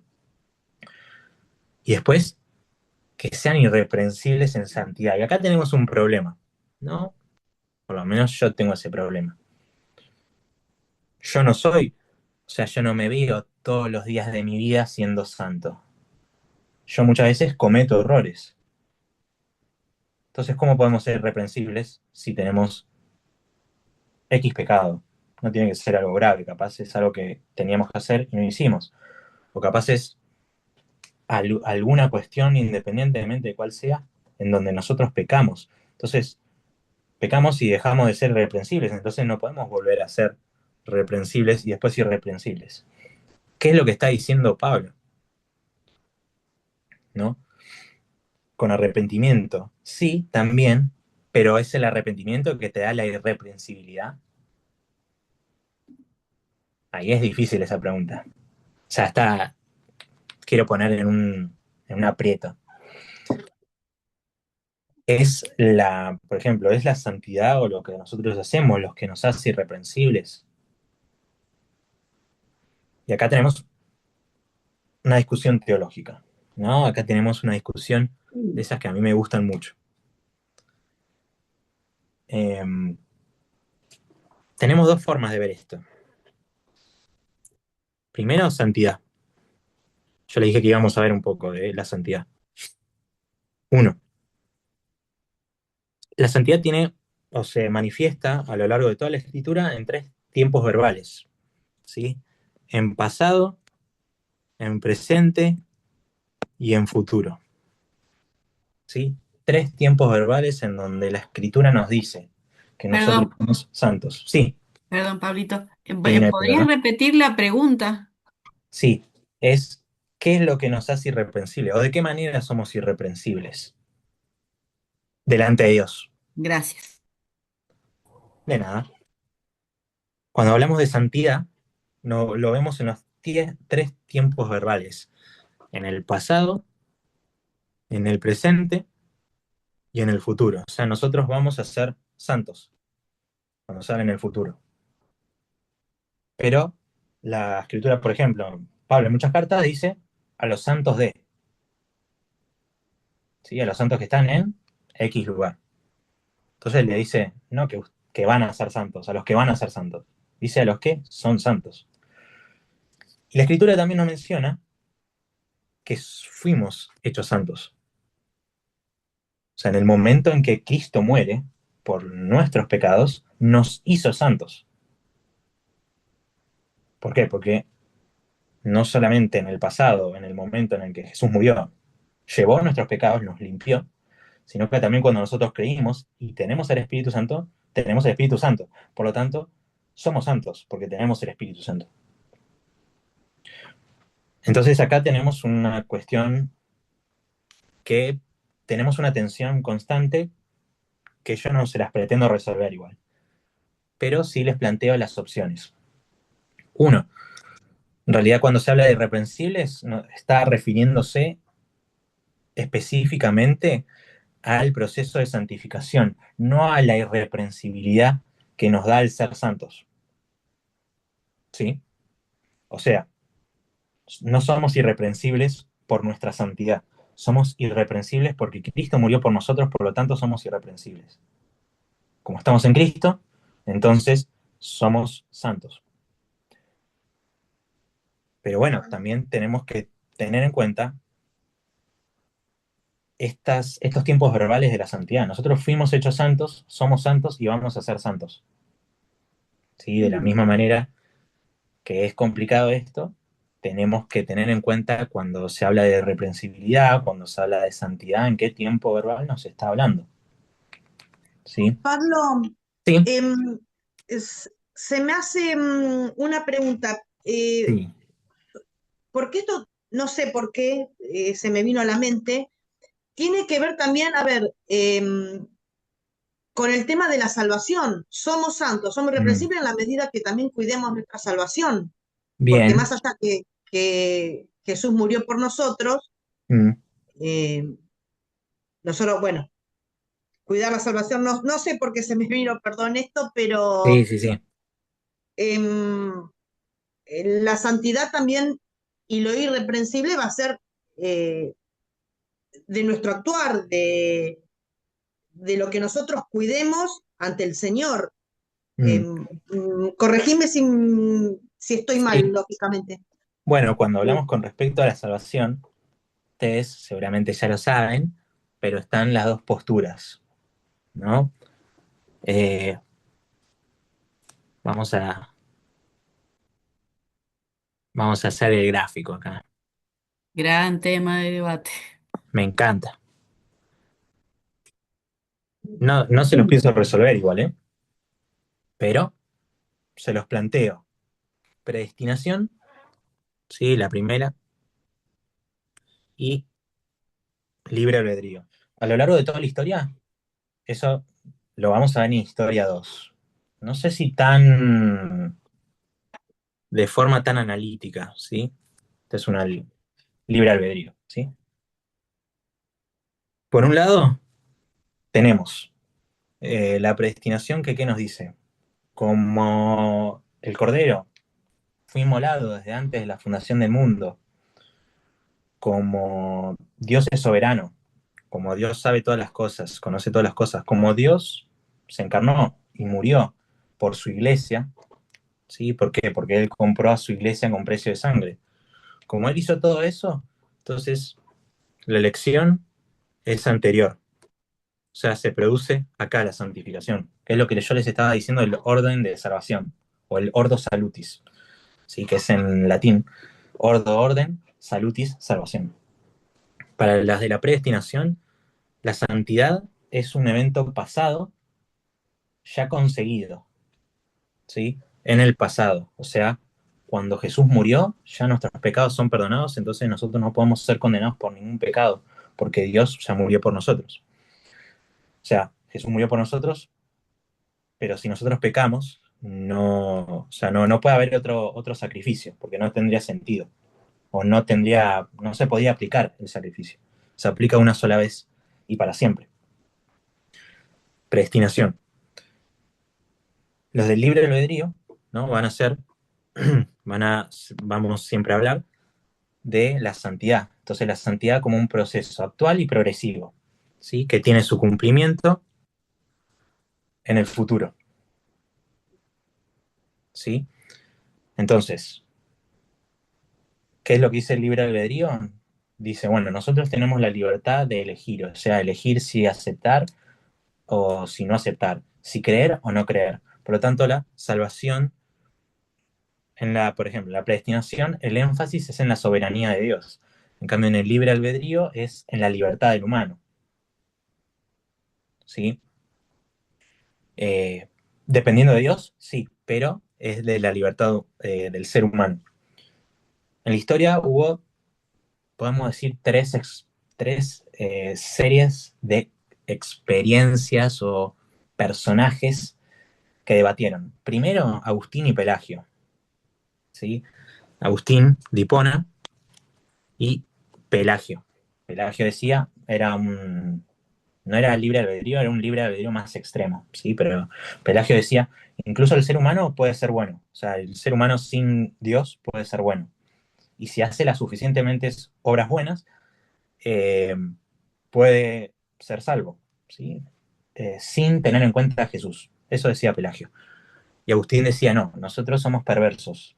O sea, nosotros no podemos elegir a Dios por nosotros mismos. Justo ahora estoy leyendo de Agustín de Hipona, eh, Confesiones, ¿sí? Que es la primera autobiografía occidental, ¿sí? Es muy interesante. Si ustedes lo pueden leer, es un librazo, es tremendo, te vuela de la cabeza.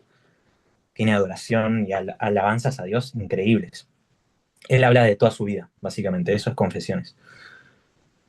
Primero Agustín y Pelagio, esto es año 300, ¿sí? Así que este debate está desde el año 300, imagínense, de las mentes más brillantes que existieron en toda la historia del cristianismo.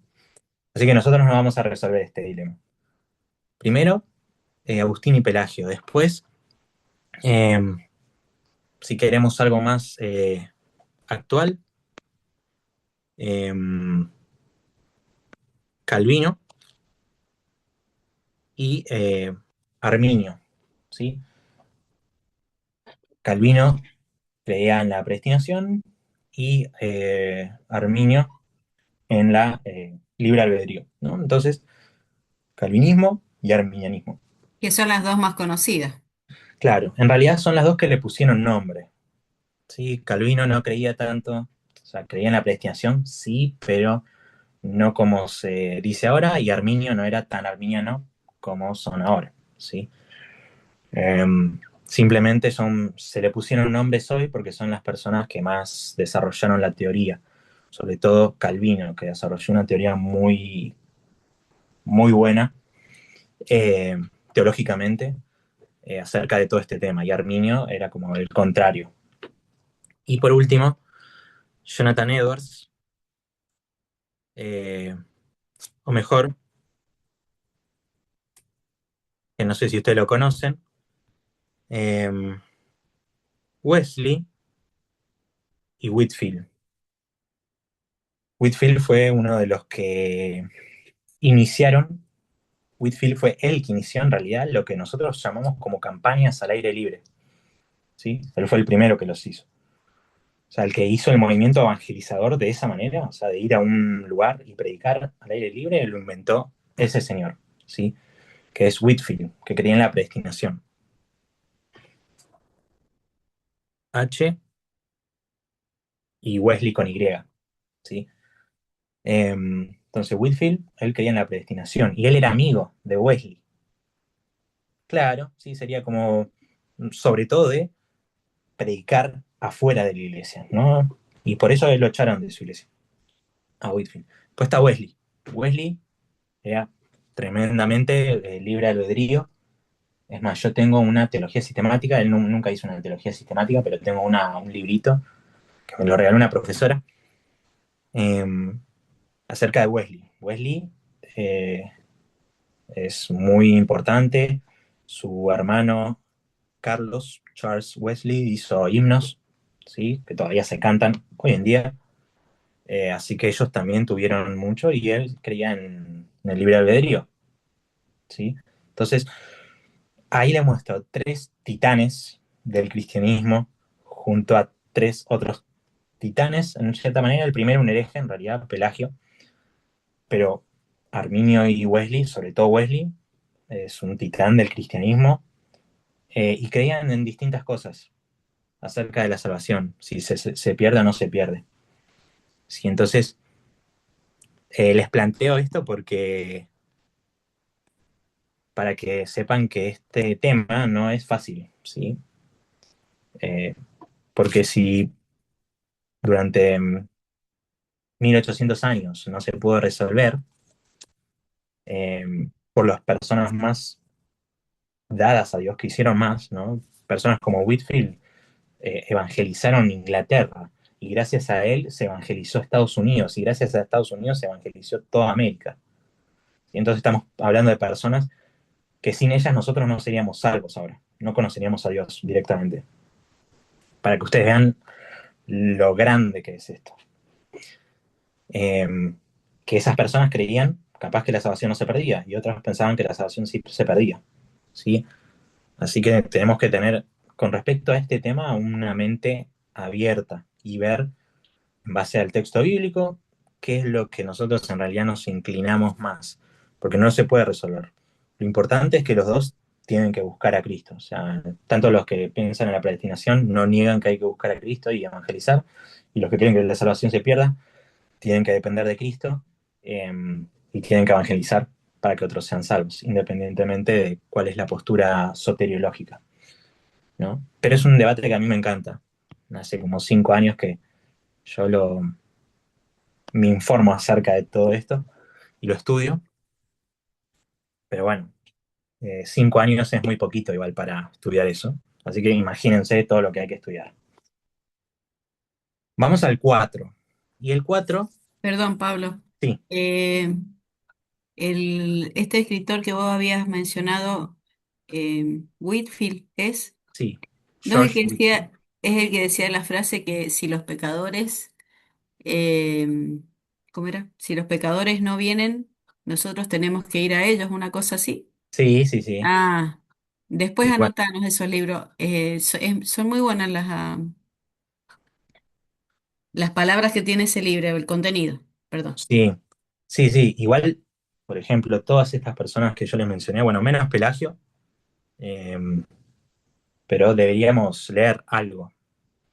Whitfield era más predicador. eh, Wesley también. Wesley era más predicador. Dice que Wesley, por ejemplo, a mí me encanta Wesley, eh, él recorrió como el mundo en caballo, como unas 8 veces para evangelizar, ¿no? En caballo, y él escribía arriba del caballo, ¿no? Para que ustedes vean un poquito de, de lo loco que estaba, ¿no? Por Dios, por así decirlo. Increíble. Pero Wesley era muy bueno, y Whitfield también. Whitfield sentó las bases del evangelismo de esa manera, ¿no? Del salir y predicar a otros. Entonces tenemos que ver todas las posturas, ver lo que dice la teología, ver lo que se dice la teología histórica y sacar nuestras conclusiones. Vamos ahí al capítulo 4, vamos a empezarlo. Sí, yo quería terminar con Tesalonicense, pero bueno, después vamos a tener que mandarle rápido. Sí, nos quedan 4 minutos. Acá empieza una sección, Tuki, que es de la 4 a la 5, ¿sí? Pablo ahí antes nos habló del amor, nos habló de la fe, de la esperanza, nos habló de las tribulaciones, nos habló de la esperanza en la venida, ¿sí? Como que nos estaba anticipando ya de lo que va a hablar después. Pero ahora que viene una parte práctica, ¿sí?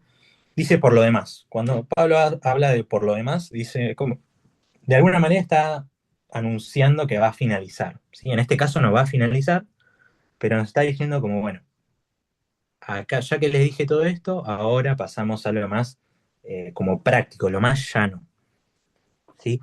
Y esto se llama una paraenesis, lo que va a ser, ¿sí? Se los escribo por eh, acá. Paraenesis.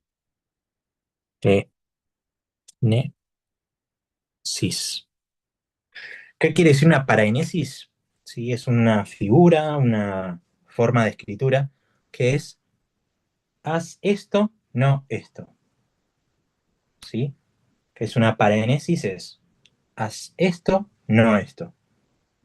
¿Sí? Eso lo vamos a ver después eh, a lo largo de toda la carta, donde Pablo va a decir, hagan esto, no hagan esto, hagan esto otro, no hagan esto otro, ni esto otro, ni esto otro. Sí, eso es lo que Pablo nos va a decir nos va a hablar. Y nos va a hablar de distintas maneras, ¿sí? De distintos temas, de forma muy capaz cortita. ¿Sí? Nos va a hablar acerca de las concupiscencias, específicamente con respecto a la sexualidad. También nos va a llamar de la santificación, ¿sí? Nos va a hablar también del amor unos con los otros, ¿sí? Nos va a hablar acerca de la hermandad de la iglesia y también acerca de los negocios y el trabajo, ¿sí? Nos va a hablar de ese tema. Para resumir, nos va a hablar de la santidad con respecto al cuerpo, a la sexualidad, nos va a hablar con respecto al amor y nos va a hablar con respecto al trabajo, ¿sí? De eso se va a tratar el capítulo número 4. Y vamos a leer la primera parte, ¿sí? Y con esto terminamos. Por lo demás dice, capítulo 4, versículo 1. Por lo demás, hermanos, os rogamos y exhortamos en el Señor Jesús. ¿Sí? Esta parenesis se va a dar en el Señor Jesús. ¿Sí? O sea, el que va a certificar, el que va a sellar todo esto como algo que hay que imitar es el Señor Jesús. Son, por así decirlo, instrucciones directas de Jesucristo. Dice que de la manera que aprendiste de nosotros, cómo os conviene conduciros y agradar a Dios, así abundéis más y más. Esta partícula se llama una en di a dis, una endiadis. ¿Qué es una endiadis? Es una idea que por cuestiones gramaticales o porque el autor decidió ponerlo así, se escribe separado, pero va todo junto. ¿Sí? y forma una sola idea, que es agradar a Dios. ¿Sí? Conducir es parte de agradar a Dios. No son dos cosas separadas. ¿Sí? Es una idea junta. Las endiadis aparecen muy seguido. ¿Sí? Aparecen muy seguido, pero en este caso es muy clave porque nos dicen que para agradar a Dios tenemos que conducirnos de una manera determinada. No es que hay que conducirse y también hay que agradar a Dios, ¿sí? Sino que agradar a Dios involucra conducirnos de una manera determinada. Entonces, si nosotros no andamos de esa manera determinada, no estamos agradando a Dios. O sea, no podemos agradar a Dios sin conducirnos de una manera que agrada a Dios, ¿sí? Esa es la idea de la endiadis. Y dice que hacía un deis más y más, ¿no? ¿En qué hay que abundar? En agradar a Dios, ¿sí? ¿De qué manera? Conduciéndonos con ciertas especificaciones o de alguna cierta manera, que es lo que va a explicar eh, Pablo en todo este eh, capítulo, ¿sí? Lo dejamos hasta acá